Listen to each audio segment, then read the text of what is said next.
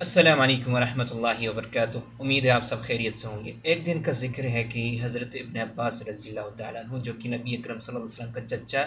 کا بھتیجا تھا، چچے کا بیٹا، فرماتے ہیں کہ ایک دن میں کنت خلف رسول اللہ صلی اللہ علیہ وسلم، میں اللہ کے نبی صلی اللہ علیہ وسلم کے پیچھے بیٹھا ہوا تھا۔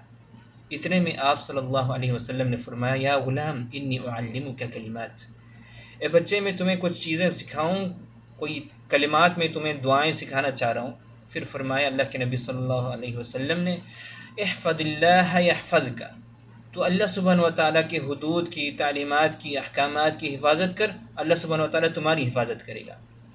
پھر فرمایا احفظ اللہ تجدہ تجاہک، دوبارہ تاکید کے لیے کہ اللہ سبحانہ و تعالیٰ کی حدود، اللہ سبحانہ و تعالیٰ کے احکامات کہ تو پابند رہ، ان کی حفاظت کر، اللہ سبحانہ و تعالیٰ کو تم ہمیشہ اپنے سامنے پاؤ گے، اپنے ساتھ پاؤ گے۔ پھر فرمایا اذا سألت فاسأل اللہ، جب بھی تم مدد طلب کرے، دعا کرے، رزق کے لیے، اولاد کے لیے، صحت کے لیے، کاروبار میں برکت کے لیے، کسی بھی پریشانی کو حل کرنے کے لیے، تو صرف اللہ سے مدد طلب کر۔ وَإِذَا اسْتَعَنْتَ فَاسْتَعِنْ بِاللَّهِ، جب بھی تم مدد طلب کرے تو صرف اللہ سے مدد طلب کر۔ وَاعْلَمْ أَنَّ الْأُمَّةَ، پھر ایک بڑی حقیقت بتاتا ہے کہ اگر پوری امت، پوری خلائق، پورے دنیا والے، وَاعْلَمْ أَنَّ الْأُمَّةَ لَوْ اجْتَمَعَتْ عَلَىٰ أَن يَنْفَعُوكَ بِشَيْءٍ لَمْ يَنْفَعُوكَ إِلَّا بِشَيْءٍ قَدْ كَتَبَهُ اللَّهُ لَكَ،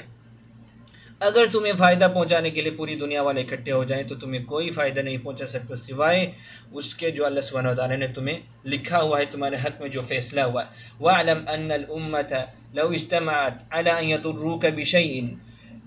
إِلَّا بِشَيْءٍ قَدْ كَتَبَهُ اللَّهُ لَكَ لَمْ يَضُرُّوكَ إِلَّا بِشَيْءٍ قَدْ كَتَبَهُ اللَّهُ لَكَ، اگر پوری امت تمہارے لیے، تو تمام دنیا والے تمہیں نقصان پہنچانے کے لیے اکٹھے ہو جائے تو تمہیں کوئی بھی نقصان نہیں پہنچا سکتا ہے، صرف سوائے اس کے کہ جو اللہ سبحانہ وتعالیٰ نے تمہیں لکھا ہوا ہے۔ رفعت الاقلام وجفت الصحف، تقدیر کے قلم اٹھائے جا چکے ہیں اور تقدیر جہاں پہ لکھا جا چکا ہے، وہ کتابیں، وہ کاپیاں، وہ صحائف، وہ سوکھ چکے ہیں۔ اس میں اللہ سبحانہ وتعالیٰ